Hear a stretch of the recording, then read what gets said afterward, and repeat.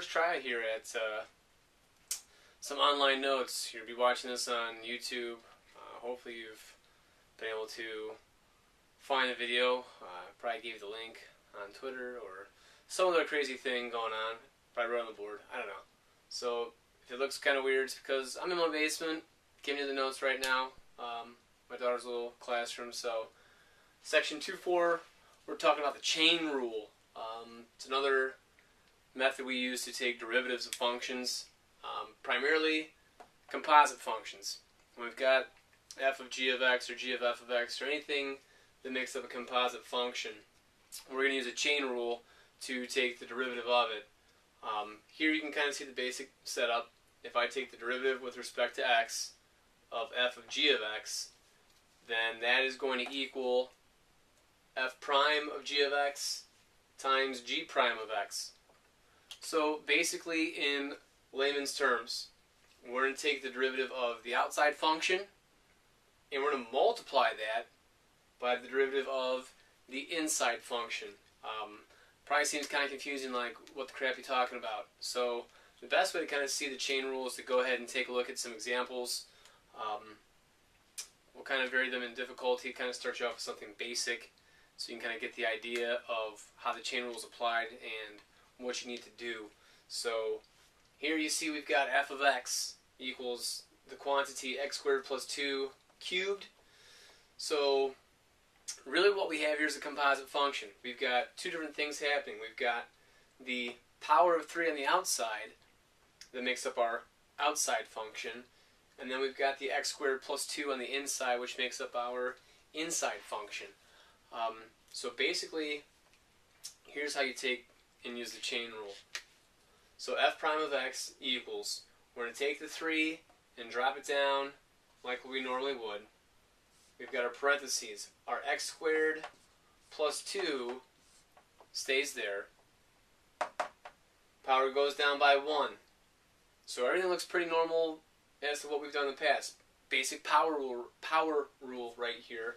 Take the 3, drop it down, decrease the power by 1.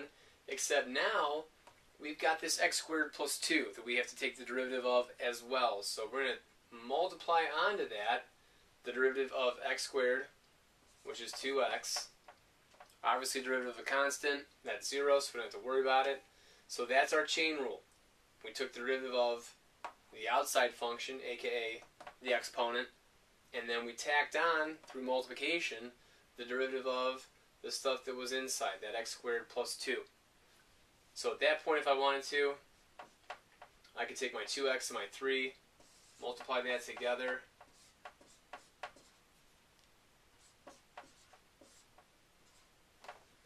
So that's what my final answer would pretty much look like. Could I FOIL this out and then distribute the 6x? Sure.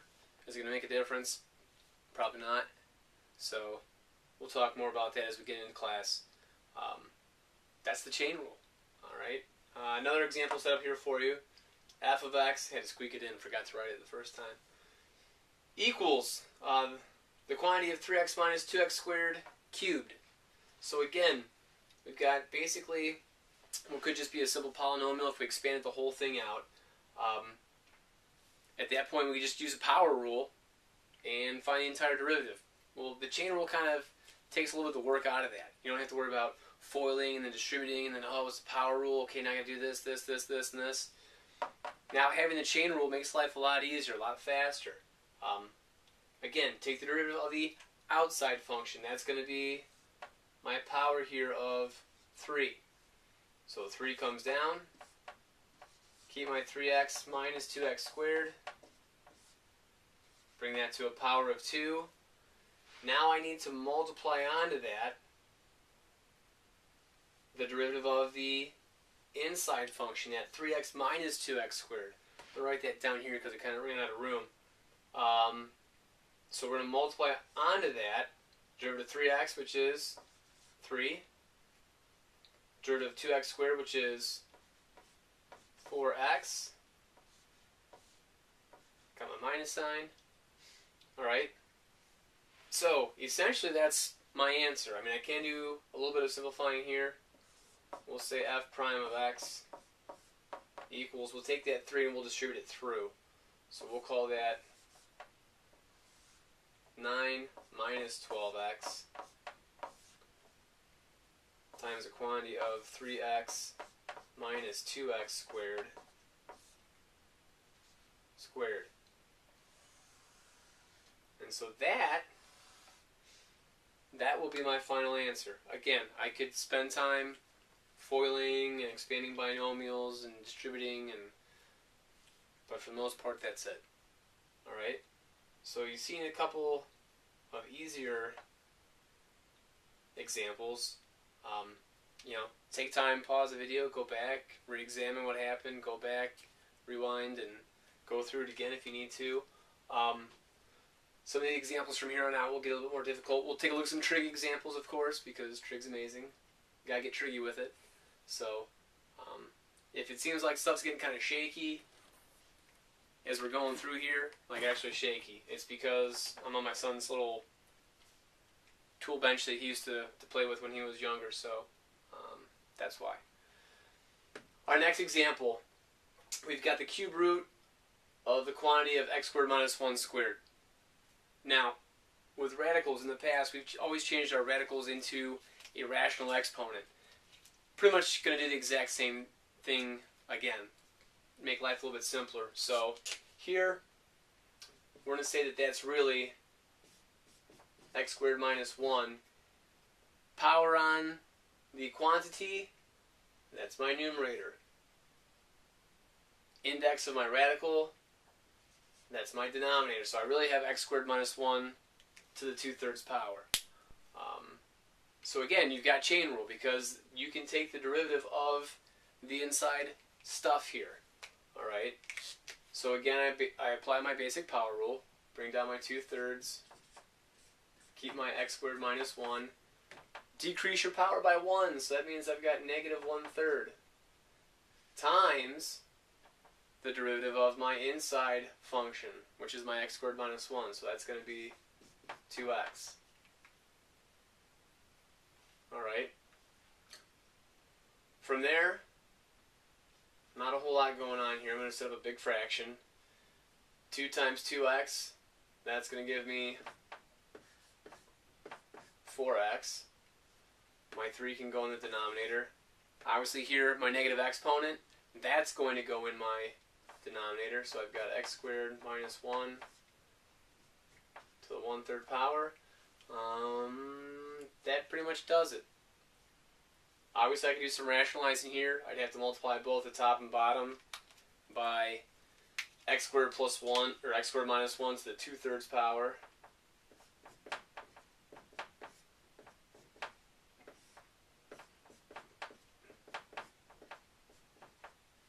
I could do that and rationalize. Again, we'll get more into that stuff as we get into class. What we want to see is our simplified answer, etc. So, but again, that's your basic concept of a chain rule. What happens if I'm given a rational function? Now I've got variables in the denominator to a given power. Again, we can go through the quotient rule here. Having a constant on top, I don't know that I would. What I would probably do is just simply bring this whole quantity up to my numerator. When you do that, your exponent becomes negative. So here I'm looking at negative 2 times the quantity of 2x minus 3 to the negative 2nd power. And from there, we can kind of do what we've been doing so far. Just use your power rule, but at the same time you're actually doing the chain rule because you've got to tack on the derivative of what's inside the parentheses. So if you want to take a minute, try it on your own, pause. Okay, we're back, and let's see how you did. So negative 2 times negative 2, that's going to be positive 4. I still have my 2x minus 3. I have to drop that a power. Remember, that's negative 3 now, times the derivative of the inside.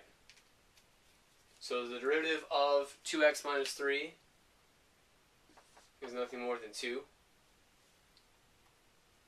And so now f prime of x equals This entire quantity has to go in our denominator. We don't want the negative exponent, so we have to drop it kind of like it's hot. 2 times 4, that'll be 8. Quantity 2x minus 3 cubed. That's it. Again, we'll get into some more examples. I'll probably show you one actually in class, because I don't know that I'll have time, and I'm kind of running out of board space. It's got some quotient rule mixed in with a chain rule, mixed in with a bunch of other rules, some factoring. It's pretty intense. It's a good time. Worked it out Friday night, and nothing else going on, so we'll show you that in class. Down here in the lower corner, you can see I've got a function set up where we've got some trig, the sine of 2x. So again, chain rule, because why? You've got your outside function, which would be your trig. Trig would always be the outside function. Your inside function is going to be whatever you're taking the trig of, I guess you could say. In this case, it's 2x. So when I take my derivative of sine, you guys know that's cosine. So I've got the cosine of 2x. But I want to multiply that by whatever the derivative of 2x is. You guys know that's 2. So my final answer here would be 2 cosine of 2x. That's chain rule with trigonometry. The trig function is the outside part of the function. In this case, at least, there would be some times where maybe that's not quite how it's going to play out, but I've got an example set up like that. I'll show you real quick here. Any questions so far? That's right. You can ask me. I'm online. I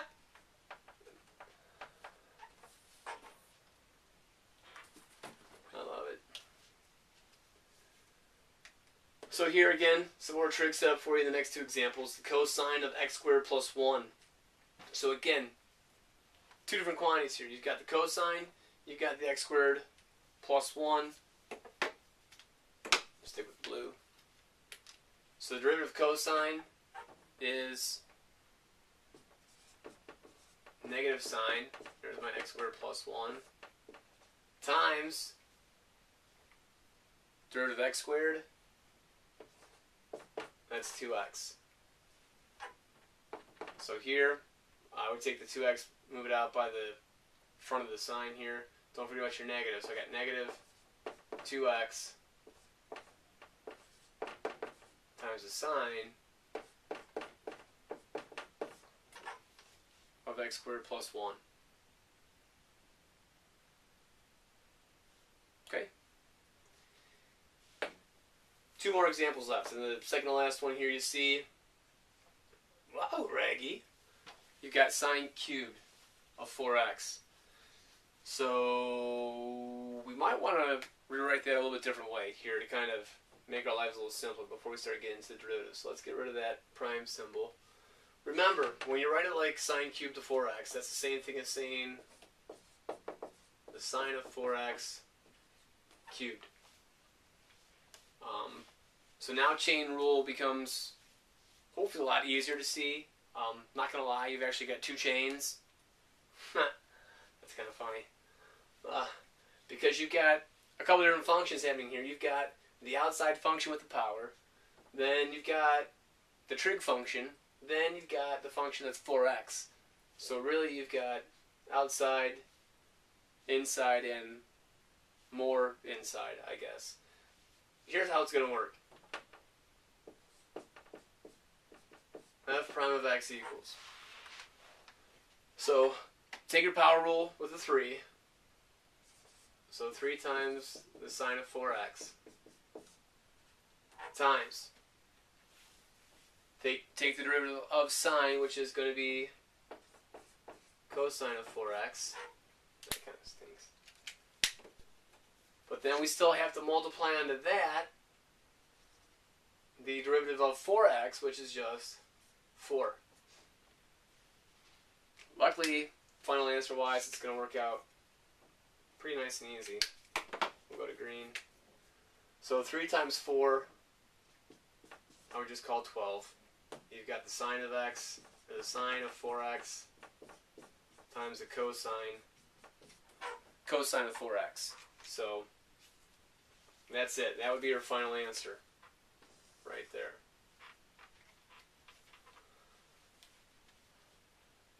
So hopefully that made sense. If not, we're going to work on some problems tomorrow in class. It should get easier as we go. The last one I want to show you, save this one for last, because a couple things happening here. X squared times the square root of 1 minus x squared.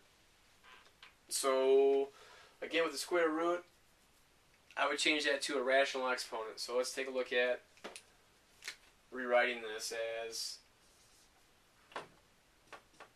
g of x equals x squared times the quantity of 1 minus x squared to the 1/2 power. Alright, why I say this one for last? Because now you've got a lot of different things happening. You've got product rule, because you've got x squared times this quantity. You've got chain rule because your quantity is to the 1/2 power, and you've got stuff on the inside of your parentheses that you can take the derivative of. So, a lot of stuff happening. Take it a piece at a time. Just take it one piece at a time. First and foremost, product rule kind of outweighs everything right now because you've got to follow that because of the multiplication. So, let's see what's going to happen here.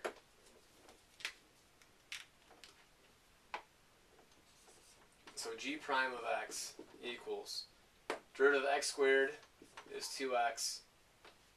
We're going to keep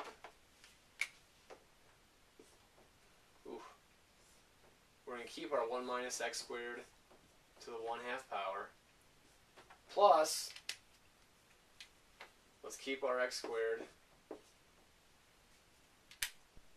Now here's where we have to apply the chain rule, because I have to take the derivative of 1 minus x squared, the quantity, to the 1/2 power. So bring my power down. So that's going to be 1/2. Keep my 1 minus x squared. Now to the negative 1/2 power. But now I've got to tack onto that through multiplication the derivative of, careful here, negative x squared, because I've got to keep that minus sign with it. So this is really going to be times negative 2x.